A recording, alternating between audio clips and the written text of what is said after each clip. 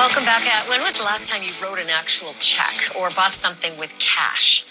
Swiping and tapping our cards and our apps are not just the easiest way to spend money, they're the safest way, unless, of course, we misplace our phones or our wallets, and then it's a nightmare. It is hard to misplace your hands, however. And soon your hand may be all that you need to buy anything that you can afford and many things that you can't. Because a company called Walletmore is developing a very teeny, teeny, tiny chip. You see it there in the X-ray? That should creep you out. The chip is like the ones that are found in smart credit cards or debit cards, and the chip gets embedded just under your skin and makes your whole hand a credit card. Joining me now is Wojtek Perota. He's the CEO and founder of Walletmore. Okay, Wojtek, this is so futuristic and out there, but walk me through how it actually works. Okay, so first of all, thanks for having me.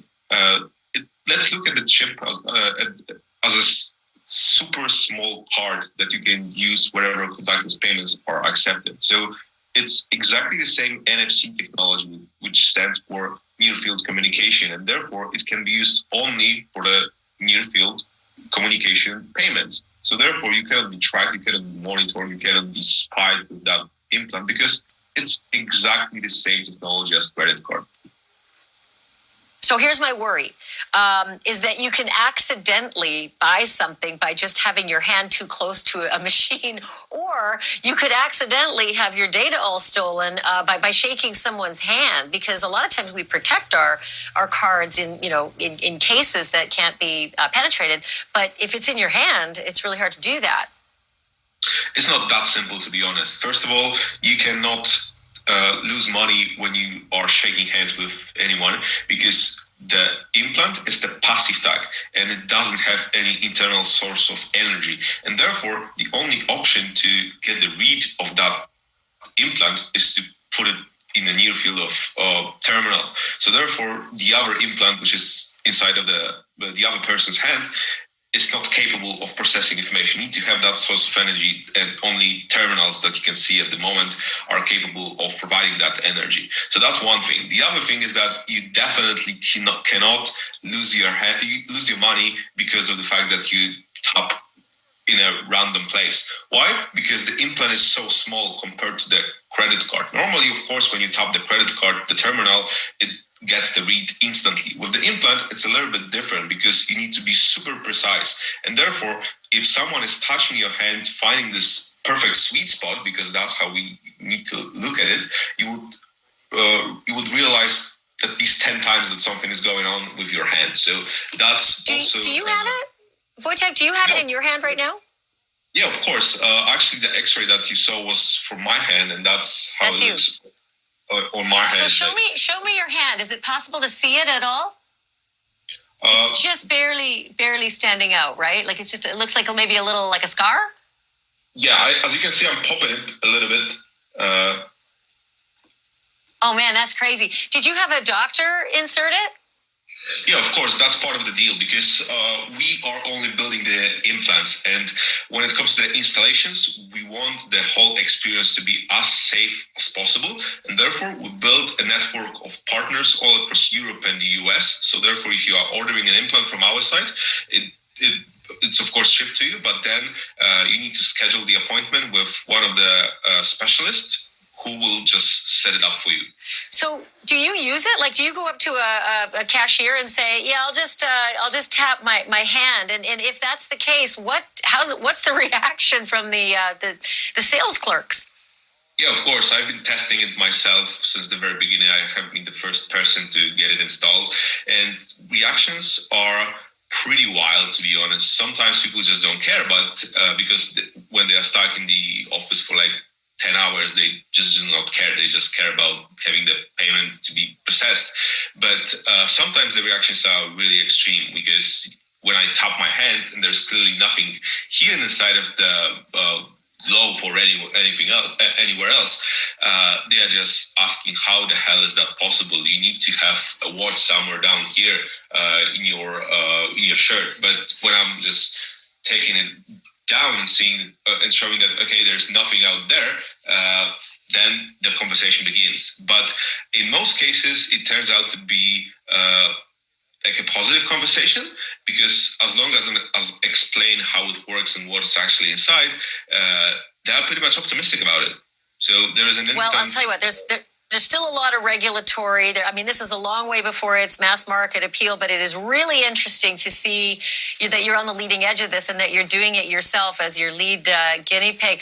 Wojciech Paprota, thanks so much for being on. I want to stay with you on this story to see how you do with the business. Thank you for watching. Go to newsnationnow.com to find news. You let this man inside your brain. Well, ready or not, here he comes. The first human received an implant from Neuralink yesterday and is recovering well. Initial results show promising neuron spike detection. For years, Elon Musk has promised to connect our brains wirelessly to our devices. And now, with this surgically implanted coin-sized device, he says we're there. There have been brain-computer interfaces for quite a long time, but the difference with this Neuralink is a precision surgical robot that can splice these 1,000 really, really fine electrodes to precise neurons in the person's brain. That's far better than any human surgeon could possibly manage. There's been no independent verification of Musk's successful trial claim, and he has a long history of making promises that don't quite match reality. But if what he says is true, this could be a seismic moment for communication. The device is designed to interpret your neural activity so you can operate a computer or a smartphone by simply thinking about moving. And the tech isn't just about scrolling TikTok faster. Neuralink can help people with quadriplegia. It can help people with other neurodegenerative type diseases like ALS. It could also help people with certain mental health issues like depression, PTSD. Imagine if Stephen Hawking could communicate faster than a speed typist or auctioneer. That is the goal. What do I care for this beautiful rustic black hole, guaranteed to appreciate in mass? Let's start the bidding at $1 million masses. Do I care too? But there are some major concerns. People's data is very personal, and it would need to be absolutely fail-safe that it could never be hacked. So is Elon Musk about to take us into an age of mind-controlled tech? And is that somewhere we really want to go? Well, Dr. Chiara Brueggemann is a nano-engineer and self-described mad scientist. Chiara, ironically, I actually can't get my head around this. So how does the chip work? Okay, so if you recall those EEG hats, you may have seen them in old sci-fi movies with people have a whole bunch of wires all on a cap on their head. Like a colon, reading their brain waves. Yeah. Yeah, it's basically that, but smaller. So the same way that, cell phones used to be a big brick and are now much smaller and sleeker and prettier. This is the smaller, sleeker, prettier version of that. But it's got one key difference, which is that it's actually inside the brain. What? So the ability to read some signals from your ongoing brain activity, that's not new. We've been able to do that for a while. But the problem is that when you're doing that from a hat and kind of reading through your skull, all your tissue, everything, you're not getting a really nuanced picture. You're getting a picture from afar. So it's a little bit like if you try to understand what life is like in another country versus if you actually go to that other country and live there and start to experience the difference between little small towns here and there around the country. Yeah. Because this Neuralink is actually inside your brain, it's got a whole bunch of those little sensors, but they're made much, much, much smaller so that they can be poked into your brain tissue all around your brain. And then it gives you more immediate, more direct, more local information about what's going on every little spot in your brain. But Dr. Chiara, So it's Dr. cool. Chiara, why? Well, I mean, just, because it isn't just enough of a reason to just shove a bunch of electrodes in your brain. It's because if you've been paralyzed or if you have certain diseases that take away your ability to control your limbs, you can still think about controlling your limbs. You can still think about moving, walking, picking things up, but you can't actually do it. But if we can register those signals from your brain, we can translate that into external devices that are capable to basically replace whatever functionality you've lost. Now, if I get a chip implanted in my head, could I be hacked? And can I use that as an excuse in court? Okay, you can try. I don't think the risk of hacking will be very big for two reasons. So you're either going to be controlling an external device, which is what this Neuralink does, where you're controlling a cursor on a computer, in which case, yes, your computer can be hacked nowadays anyway, so that's not really adding anything new. Or if it's controlling something like a neuroprosthetic, it'll be physically attached to you, and you can put in extra securities that require the control to be that physically close to you. So that will probably stop people. I'd say if you were going to worry about anything, it would be that the big companies would put in subscription models and control your access to your motility. I don't actually think that will happen. I'd say that's more of a concern than hacking. Big tech's normally filled with pretty good blokes doing the right thing all the time, so I can't see any issues arising. I mean, I'm optimistic. This thing has a lithium battery. That scares me. There are warnings along the way about hemorrhages and seizures. The company behind it were investigated for unsafe practices during the animal trials. Is this thing safe? So regarding lithium batteries, I'd say pacemakers also have lithium batteries. Everything can be done in a way that's unsafe, in a way that's safe. I'd say don't necessarily trust Elon Musk, but how far this technology progresses will depend on the FDA, the TGA, other regulatory agencies, and they are very sensible, and I do trust them. Do we know anything about the person who was trialling this? We don't. We have Elon Musk saying that positive brain, like neural activity has been observed, but that can mean anything from, actually at this stage, it probably just means, it's not inducing a severe immune response. But I do think that it will work as intended. It's just that as intended is not quite as magical as we might imagine. It is all just motor movements that you're already familiar with. It will be able to mimic. Right. Well, Dr. Chiara, I don't know whether to be terrified, excited. I'm very unsettled though, so thank you very much for your time. All right. Hey, first off, I'd like to give all the praise and all the glory to Yahweh, Bahashim, Yahweh Shai, Bahashim, the Kakwadash. Double honors to the apostles and the elders of Great Millstone. Peace, love, and salutations to the hopeful elect around the four corners of the earth that are making their calling and election sure. This is your brother Yana Carr coming back at you again in the spirit with another lesson. Hey, we've been telling you people that MOTB, that mark of the beast, is coming. We telling you that this devil, this so-called white man, these rich elites are coming with a system to control your every action, to know what you're doing at all times. This man has a God complex. He wants to be like the Heavenly Father and the only begotten Son. He wants to know everything that's going on. He wants to keep a track of all your data, everything that makes you you, all right? And that's why he's coming with this MOTB, all right? He wants full control. He has a God complex, all right?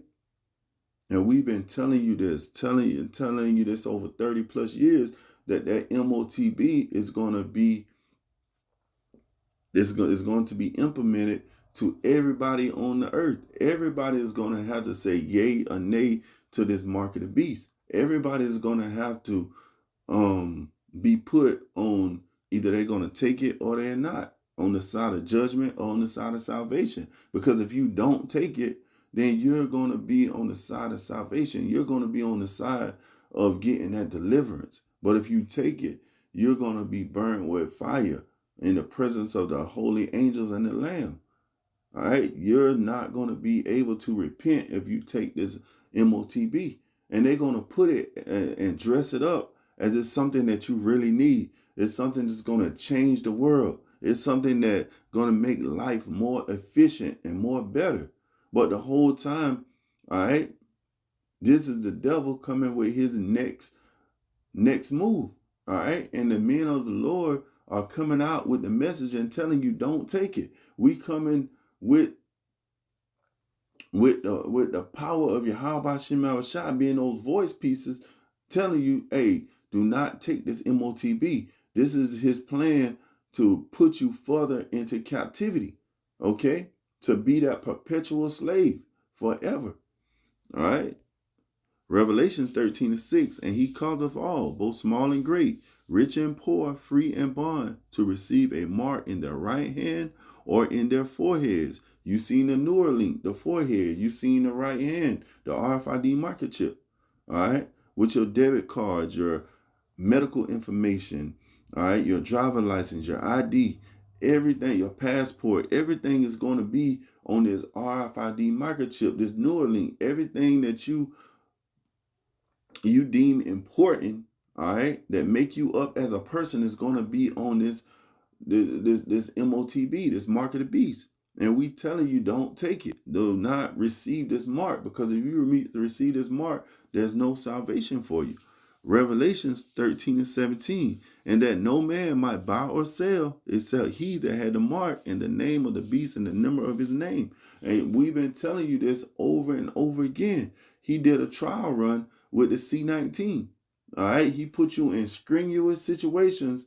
All right, and cut off all avenues of being able to be a part of his civilization by not letting you go to sports events, not letting you go to work, not letting you be able to go to the grocery stores and buy your food unless you had that C19 vax. Okay? So this is going to be the final stamp right here. When you get that mark, that's going to be the final the final dot and the T on his plan. So we are telling you, do not fall for this. Hey, we are not ignorant of Satan's devices. 2 Corinthians 2:11. All right? He shall not get an advantage on us. Hey, he going to fool everybody, but he will not deceive the hopeful elect. So we want to be a part of that hopeful elect. We want to be the ones that deny this unto death. All right? And get raised up into glory. All right? So with that, I'm going to end off by giving all the praise and all the glory to Yahweh, Bahashim, Yahweh Shah, Bahashim, Rakakadash. Double honors to the apostles and the elders of Great Millstone. Peace, love, and salutation to the hopeful elect. Shalom.